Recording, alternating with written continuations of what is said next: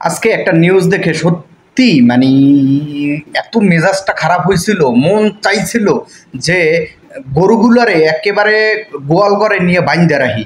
আপনারা প্রত্যেকটা মিডিয়ায় একটা নিউজ দেখছেন যে এলিভেটেড এক্সপ্রেসের টোল প্লাজায় আপনার যে একটা ঝামেলা, এই যে কুড়িল বিশ্ব রোডের এইখানে যে এলিভেটেড এক্সপ্রেসের যে টোল প্লাজাটাই, এই টোল প্লাজাটায় আপনার একদল মানুষ পিকআপে চড়ে হয়তোবা ঢাকার দিকে যাচ্ছিল। তো এলিভেটেড এক্সপ্রেসের সিস্টেম হচ্ছে, রুলস হচ্ছে, পিকআপে যদি অতিরিক্ত বোঝাই লোক থাকে সেক্ষেত্রে এই পিকআপকে বা পিকআপ এলিভেটেড এক্সপ্রেস দিয়ে যেতে পারবে না। তো সেই হিসাবে তারা এই গাড়িটাকে হয়তো বা আটকাই দিয়েছে। আমি একটা নিউজ পড়ে শুনছিলাম, অনেকেই নিউজ করতেছিলেন যে টোল প্লাজায় তাদের কাছে টোল চাওয়ায় বা টোল দাবি করায় তারা এখানে ঝামেলা করছে। বিষয়টা আমি আর একটা নিউজে দেখছি যে এইখানে সিস্টেম অনুযায়ী যে যদি পিকআপে অতিরিক্ত লোক বোঝায়, শুধুমাত্র মানুষ বহন করে, সেক্ষেত্রে এই পিকআপকে থামাইয়ে দেওয়া বা তাদেরকে বারণ করা হচ্ছে গিয়ে টোল কর্তৃপক্ষের এটা দায়িত্ব বা এটা রুলসে পড়ে। এখন কথা হচ্ছে, ওনারা যেটাই হোক বা যে কারণেই হোক, আপনারা দেখছেন লোকজন মানে পিকআপে কারা চড়ে, গরু চড়ে। আমরা ঈদের সময় দেখি গরু চলে।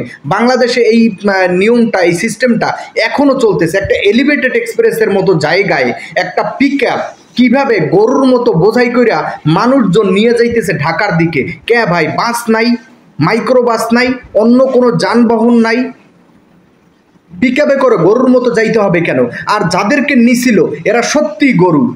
এরা যদি গরু না হইতো তাহলে টোল প্লাজায় যেই ঘটনাটা ঘটাইছে এটা সত্যি বাংলাদেশের প্রত্যেকটা মানুষের অন্তরে বিবেকে নাড়া দিয়েছে। প্রত্যেকটা মানুষ সত্যি এই জিনিসটা দেখার পর একেবারেই মানে অবাক হয়ে গেছে যে এটা কীভাবে পারে। টোল প্লাজায় আপনার ওখানে সবাই নেমে, টোল প্লাজার যারা দায়িত্বরত সিকিউরিটি ছিল তাদেরকে তো মানে যে ধরনের মানে খেদাই দিতেছে, যা ভাগ দইরা টোল প্লাজার যে আপনার ব্যারিকেড, সে ব্যারিকেডটা ধরে ভেঙে ফেলছে। তারপরে টোল প্লাজার ভিতরের যে যারা অর্থ কালেক্ট করে, মানি কালেক্টর, তাদেরকে ধরে ধরে তারপরে সেখানে আপনার করা হয়েছে, তাদেরকে হেনস্থা করা হয়েছে। কি অবস্থা! কয়েকটা লোক দেখলাম সুন্দর পাঞ্জাবিও পরা, টুপিও পরা, পায়জামাও পরা, মানে অবাক হয়ে গেলাম।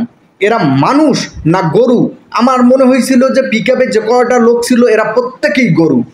পিকআপে যেমন মনে করেন গরু বোঝাই করে টানে, এদেরকে গরুর মতোই আমার মনে হয়েছে যে এরা প্রত্যেকে গরু, এবং তাদের আচরণ এখানে যেটা করেছে একেবারে গরুর মতো করেছে। আমি বুঝলাম যে এখানে তাদের একটা রুলস অ্যান্ড রেগুলেশন আছে, সেটা অবশ্যই মানতে হবে, তাদেরকে বুঝাই বলতে হবে, তাদের সাথে সে কোঅপারেটিভ করতে হবে। কি ঘটনা ঘটেছে আমরা দেখলাম, তাদেরকে নিষেধ করেছে, ধাপাধাপ করে নেমে এসে একদম মানে টোল প্লাজায় লোকজন সব ভাঙচুর, মারধর, মানে কি অবস্থা! কি এই যে মব জাস্টিস এইটা হইতেছে, এটা থামবে কখন? আজকে থেকে সেনাবাহিনী তাদের ম্যাজিস্ট্রি পাওয়ার নিয়ে রাজপথে নামছে। আমি মনে করি এইখানে এই পিকআপে যে কটা লোক ছিল প্রত্যেককে ধরে ধরে প্রত্যেককে সর্বনিম্ন 1 বছরের জন্য সশ্রম কারাদণ্ড দিতে হবে। একেবারে প্রত্যেককে সর্বনিম্ন 1 বছর, কোনো ধরনের ফাঁকর ফোকর দিয়ে যেন না বের হইতে পারে। দৃষ্টান্তমূলক শাস্তি দিতে হবে, দৃষ্টান্তমূলক। মব জাস্টিসের বাংলাদেশে মব জাস্টিসের কোনো বাংলাদেশ হতে পারে না।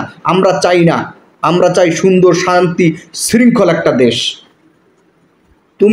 তোমার কাছে 10 জন লোক আছে, তুমি পাওয়ার দেখাইয়া একেবারে সব উল্টাই দিবা, ওলট পালট করে দিবা, মগের মূল্য পাইছো। প্রত্যেককে শাস্তির আওতায় আনার দাবি জানাচ্ছি, জোর দাবি জানাচ্ছি।